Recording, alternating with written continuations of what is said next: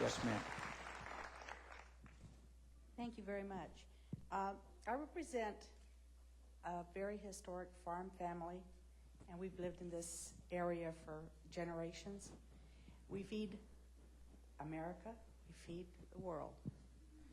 We'd like to know, do you support the total repeal of the estate tax, for which is very unfair to agricultural producers, and the safety net also afforded American farmers through the commodity programs of the U.S. Farm Bill?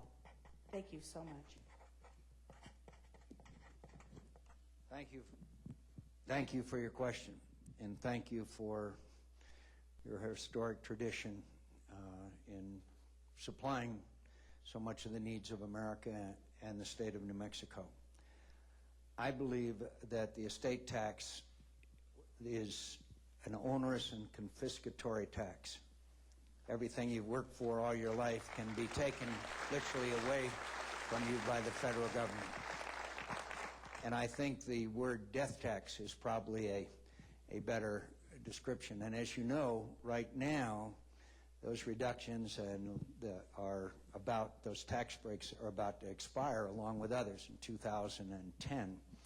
I very worry about sudden and unexpected deaths just before the that tax is reinstated.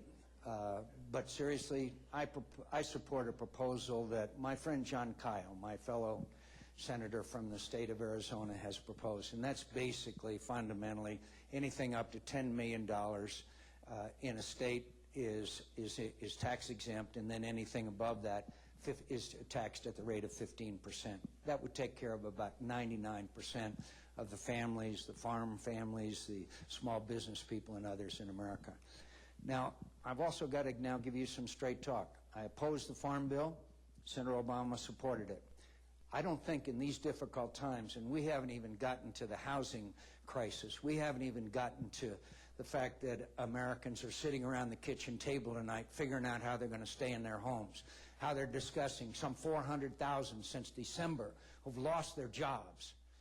And so I don't think we can afford right now to give tax breaks of $93 million to thoroughbred racehorse owners.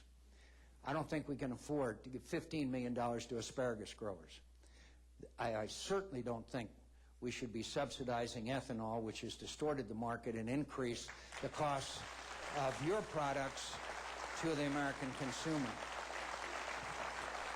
So I want to do everything I can in my power to preserve the family farm. But this Farm Bill, a $300 billion bloated pork barrel-laden bill, I oppose, and I'll be glad to discuss certain aspects of it, but it's grown out of control.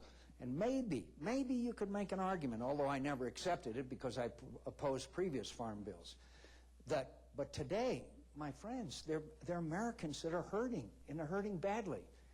It's not a time where we can afford to give $93 million to thoroughbred racehorse owners in your tax dollars. We can't do it.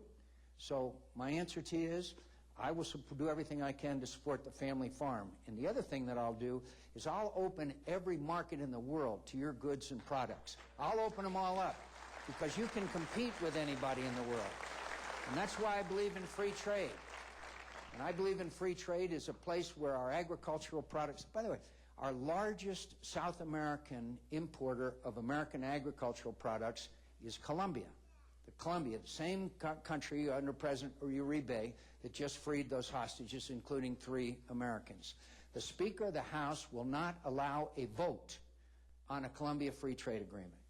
And the way the situation is today, my friends, and I don't want to bother you with details, is that our goods and products pay tariffs going into their market, but because of previous agreements, they don't pay tariffs on products that are coming into ours. In other words, we have an unlevel playing field now between ourselves and Colombia, our largest agricultural customer, and the country that has shown enormous assistance and cooperation at great sacrifice in trying to combat the drug cartels. So my long answer to you is, and from now on I'm going to make my answers much shorter, no, I do not support this farm bill. Thank you very much.